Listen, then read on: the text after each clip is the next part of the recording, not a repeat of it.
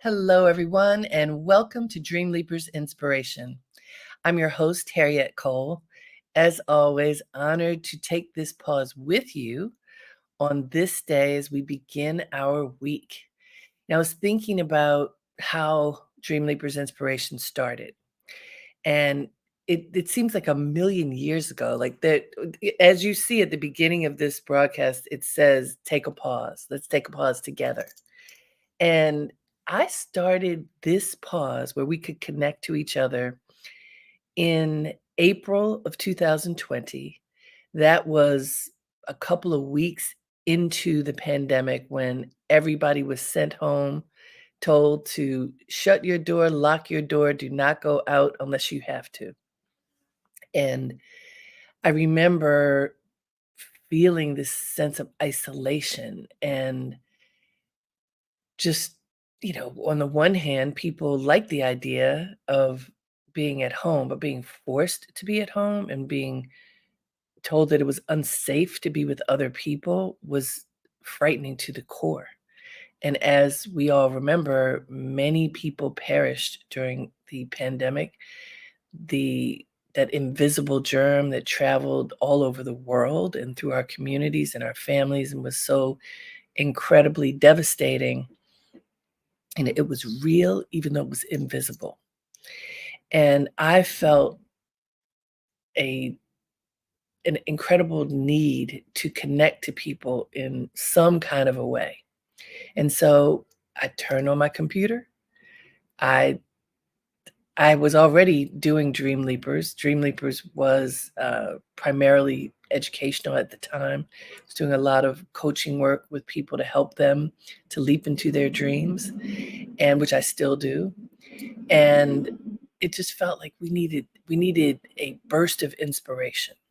And this is how this was born. And in the beginning, for those of you who were with me in the beginning, we did it every day. The first couple of weeks, we did it 7 days a week, and then I realized that was just too much. Then it was 5 days a week, and for probably, a long time. It could have even been the first year, I can't remember, because time is such a blur. And then we got to the rhythm of once a week, which felt like something that we could manage. And so I'm just remembering that because we count time differently now. And now time is measured in some instances based on pre-COVID, pre-pandemic, post-pandemic. There's a space of 4 years that's kind of a blur. What happened? When did things happen in our lives? And we often are measuring it based upon a pre and post pandemic yardstick. So, one of the things that I recall noting during those dark ages was we got real serious about a lot of things. Some of them were good, some of them were not. And I was contemplating that yesterday over the weekend. And I was also, I'm famous for making my list of things to do. And sometimes I make a list of grievances. I have to admit it. Sometimes I do that. I'm always looking to be positive. Sometimes I make a list of these are the things that are bothering me. I need to address these things. I need to address them with someone. If I have a list of grievances with someone, then I need to go through all these things. Do you all ever do that? You have your list of this is not working and that is not working. I don't like this and Well, I have lists like that. I don't often pay attention to them because I choose the positive. I work really hard to choose the positive, but sometimes the list becomes bold-faced and I'm paying attention to it. And that happened this weekend. And so I don't know if this happens to you, but when you start with a list of grievances and you go, and then there was this, and then there was this, and then there was this, that list can grow long and rigid. And you can get stuck in whatever the things are that are on the list and feel self-righteous about what's on the list, and you are right and whoever else is in that scenario is wrong, and you have every right to amplify whatever the topic is, whatever the grievance is, and as you do that, it grows. That's why I called it boldface, because it grows. Generally speaking, at least in my experience and in talking to many, many, many people, this does not usually pay off. When you start with your list of grievances and you pile on, it often acts like lighter fluid. You're building a fire and the fire grows and grows and grows. It gets bigger and bigger and bigger and then out of control. Has that ever happened for you? Like you have this one thing. And by the way, I'm not saying that you should squash your grievances and not address things that are problems. We need to do that. It is not a good thing to just let everything go and not deal with whatever your issues are. That is not what I'm saying. But I am saying if you take yourself too seriously and you allow all these things to build up, pile up, and then you start pointing that finger, it usually does not fare anyone well. Take it from me, I know it usually causes an argument or some kind of incendiary situation that can get out of control quickly. So, what can you do about it? I was thinking about people who handle conflict well. And if you look through history, people handle conflict well and people who, in couples who stay together for the longest. Comedians.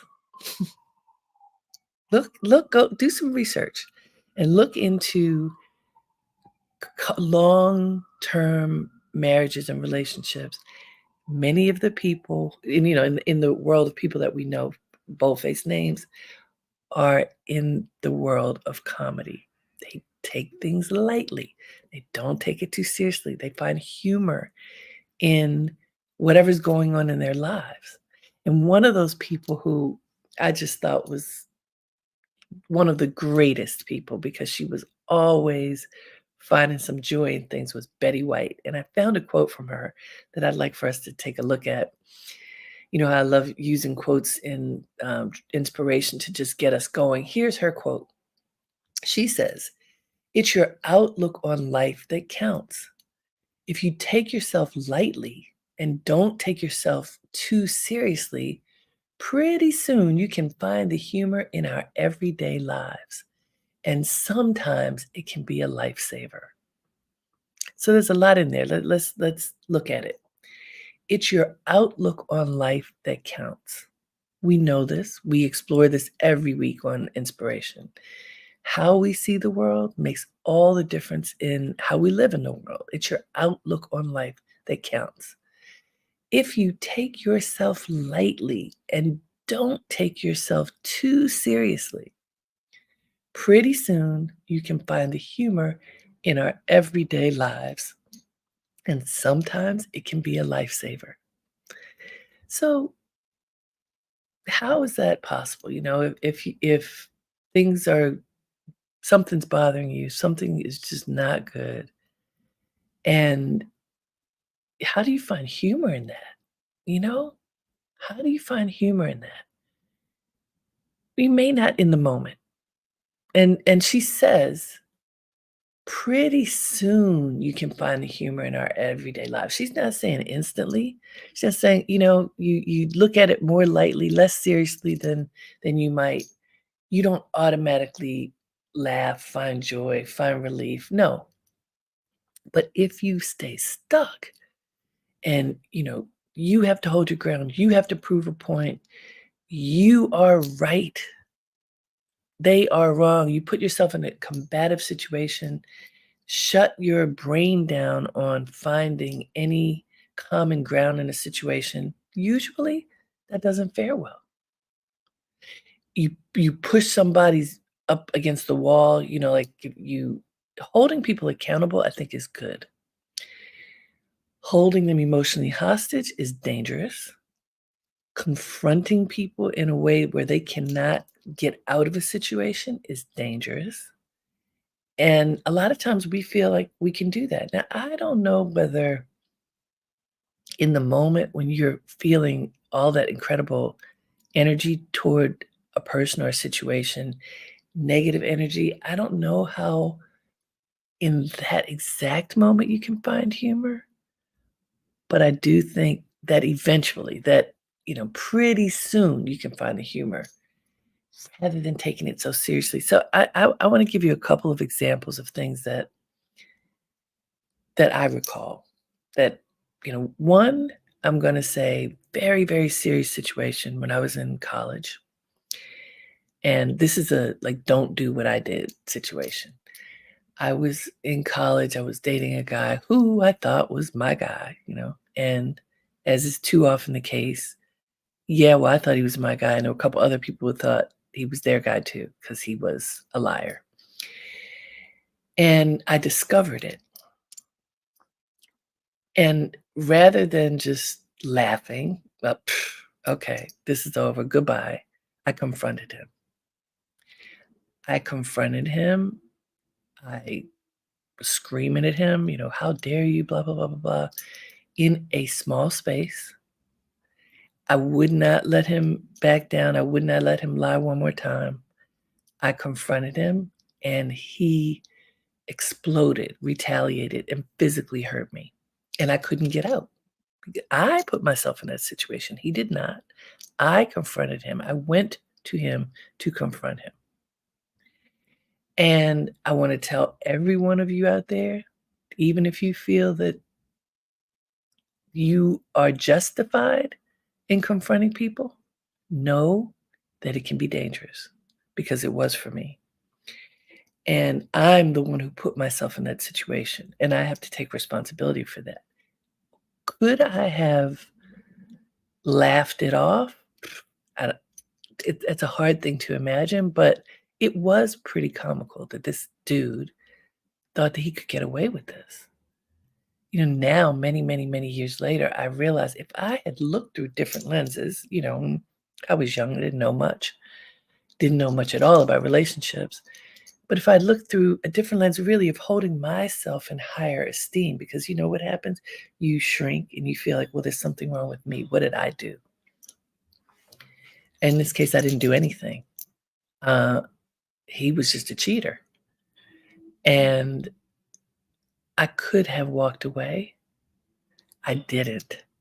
I want to tell you, walking away is much better, much safer than confronting someone where they can't get out.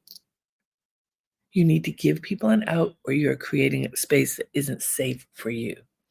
I was taking myself so seriously there, and I was self-righteous and, who do you think you are?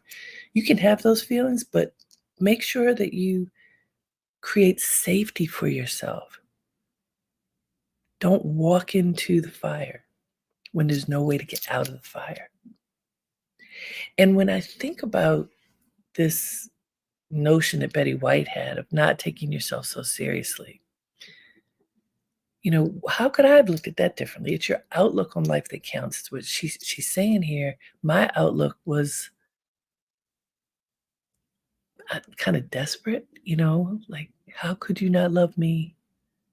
It was not that, but that's how I felt. My outlook was I shrank. I did not take myself lightly. I took myself very seriously, and there was no humor. There was just tremendous melancholy. I bet some of you have had situations like that. It may not have been an abusive relationship or whatever it may have been. Um, you gotta get unstuck and change your outlook. And that's what Betty change your outlook is what counts. If you are able to, pray for, search for, get help to find the good in you, in any situation, even when something bad is happening around you, it's going to make all the difference in the world. And so that was a really extreme example, but there's so many other examples when someone cuts you off when you're driving and you are mad. Road rage is real. Stop being mad. Stop being mad. Just imagine maybe you are having a better day than that person. Maybe something happened in that person's life that made this an agitated moment. You don't have to pull your energy into it. You can just bless them and keep moving. If you were the one having the road rage, take a deep breath and say, okay, I don't have to be stuck in this. I can change my outlook. I can laugh at myself. I put myself on the road at this time, on this road at this time, and now I'm stuck. Mm.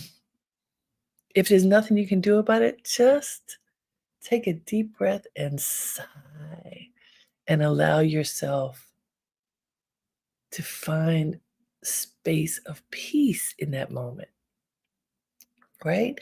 If you have friction with someone at work, don't add fuel to the fire. Walk away. Figure out another approach. Change your outlook. Figure out some kind of a way to be a little lighter in that scenario than you want to be. You could make that list, explain all the things that so and so did wrong. But what is that going to gain you? What if you changed your outlook? What's the one good thing? What's the one good thing about that person, about that situation? What is something you can salvage? What is something that can help you grow? In that horrible situation with me, what did help is that was the end point. There was no more turning back. And even though it was terrible, I could say, thank you for making it clear to me that this is over. So even in a horrible situation like that one, you can have that mindset shift. Similarly, if it is with a partner and you feel like the friction is just so great, you don't know how you can get past it, take a breath. Decide that you're going to look at this differently. Decide that there is a way to either engage with that person differently or disengage rather than fuel the fire. Do you see that? Those are different things.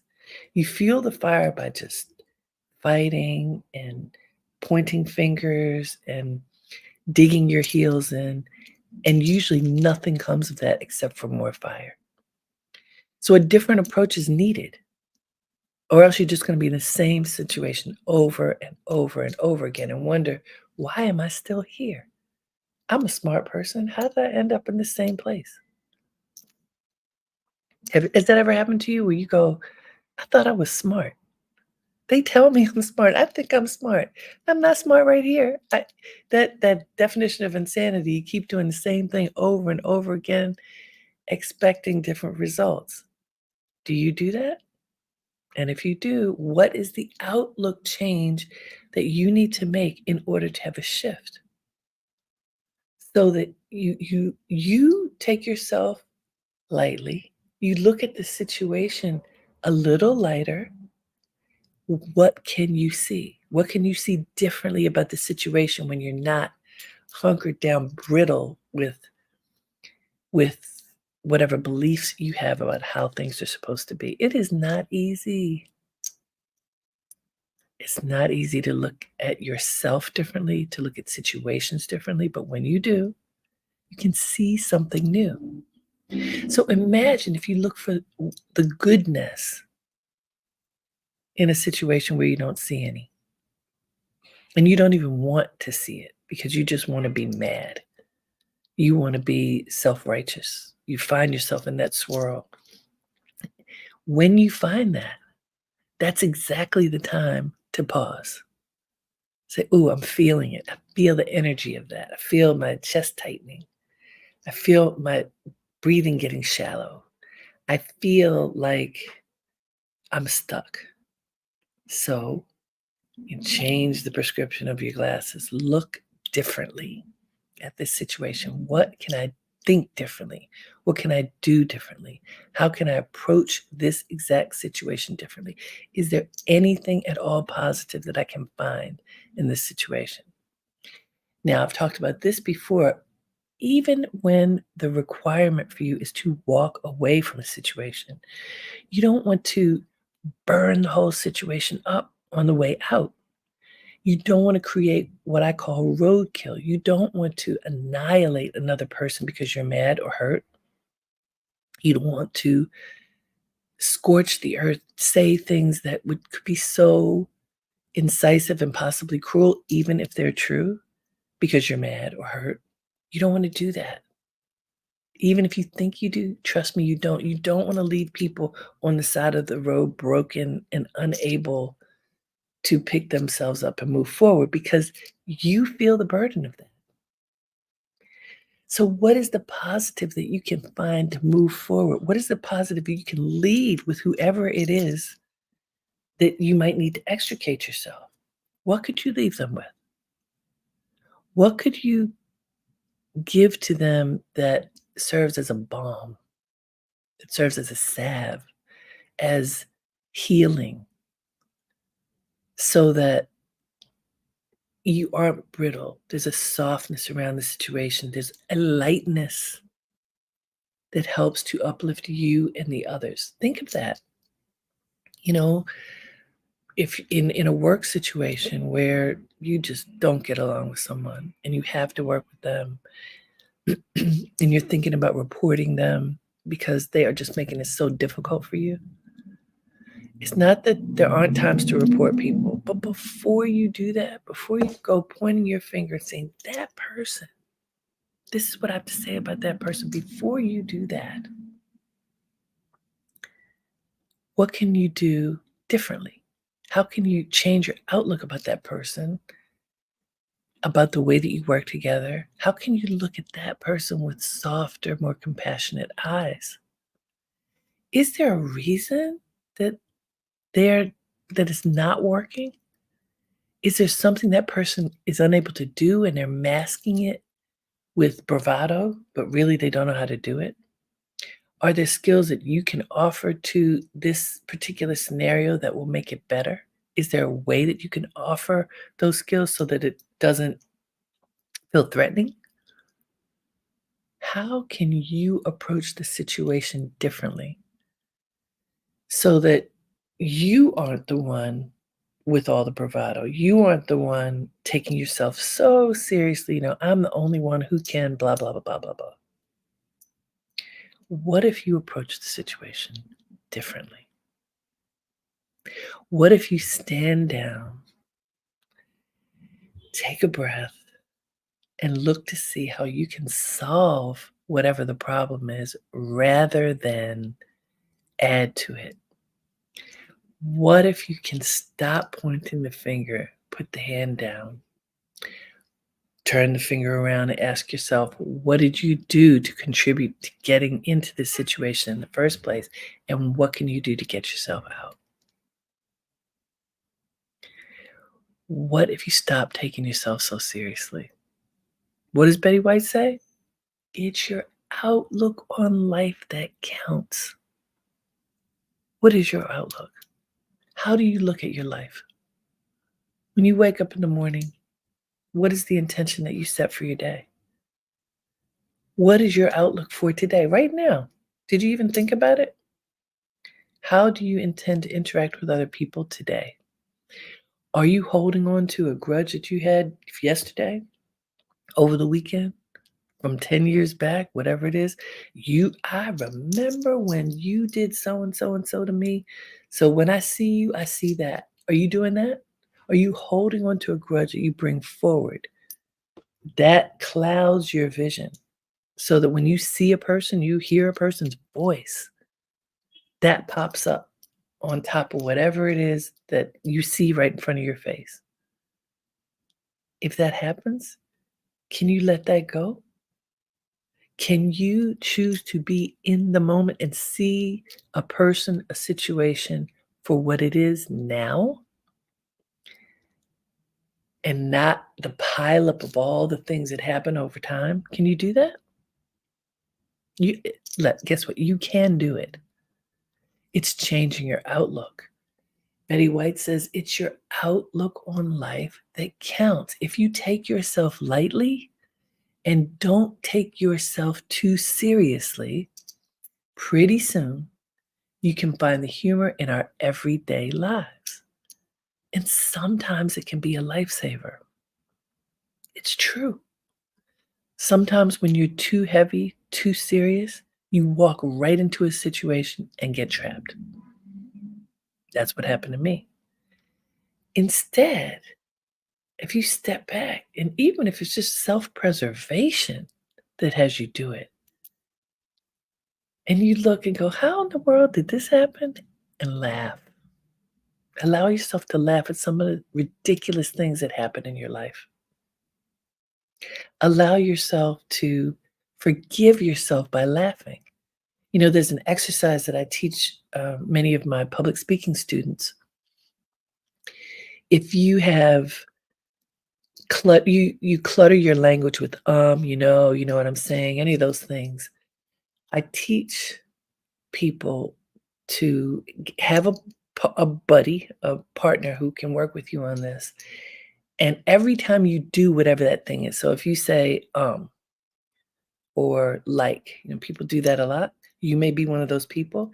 Every time you say it this is a 7-day exercise. On day 1, every time you say it, tap your nose and laugh.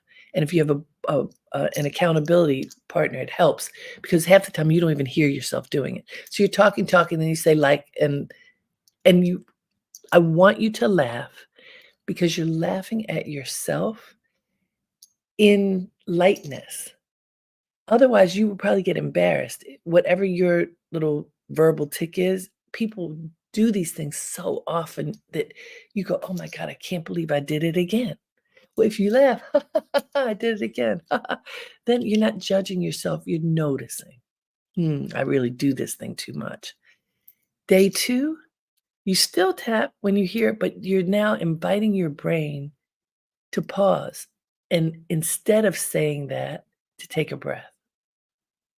And so you get a little stuttery because you're holding on, you're trying to not use whatever that word is.